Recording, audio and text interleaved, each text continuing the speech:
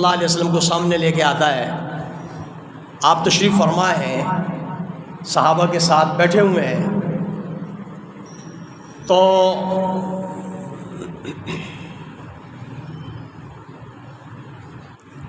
ایک بدو ایک گو لے کے آتا ہے اور آ کے کہتا ہے یا رسول اللہ صلی اللہ علیہ وسلم، آپ کہتے ہیں میں اللہ کا نبی ہوں، اگر تو یہ گو آپ کی گواہی دے دے، آپ کی تعریف کر دے، آپ کے حق میں بول پڑے، تو میں آپ پر ایمان لے آؤں.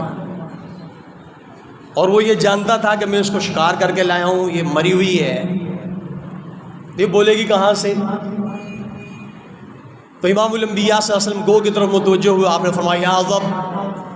تو اس نے گردن اٹھائی، فوراً بولی لبیک و سعدیک،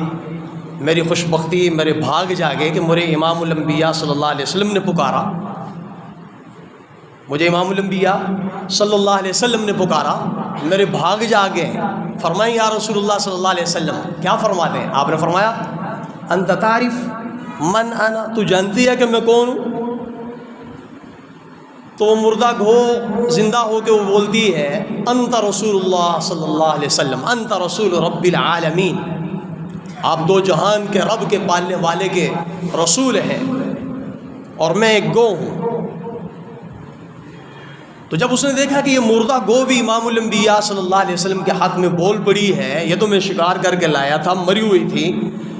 تو سمجھ گیا کہ یہ امام الانبیاء صلی اللہ علیہ وسلم کا نعرہ ویسا نہیں ہے جیسے ہم سمجھتے ہیں، آپ حقیقی اللہ کے نبی.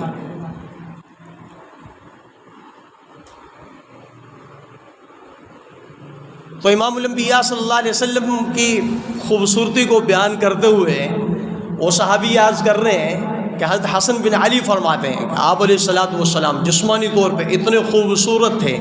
نہ قد بہت بڑا لمبا تھا، نہ قد آپ کا چھوٹا تھا، نہ جسمانی ساخت کے لحاظ سے آپ موٹے تھے، نہ بالکل دبلے پتلے تھے، خوبصورت انداز میں. عظیم الحامہ، آپ کا سر قدر بڑا تھا،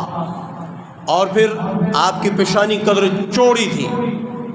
خوبصورت اور چوڑی، اور گال بھرے ہوئے، اور اتنے موٹے بھی نہیں کہ جیسے بے تھبا لگے انسان، اور اتنے باریک بھی نہیں کہ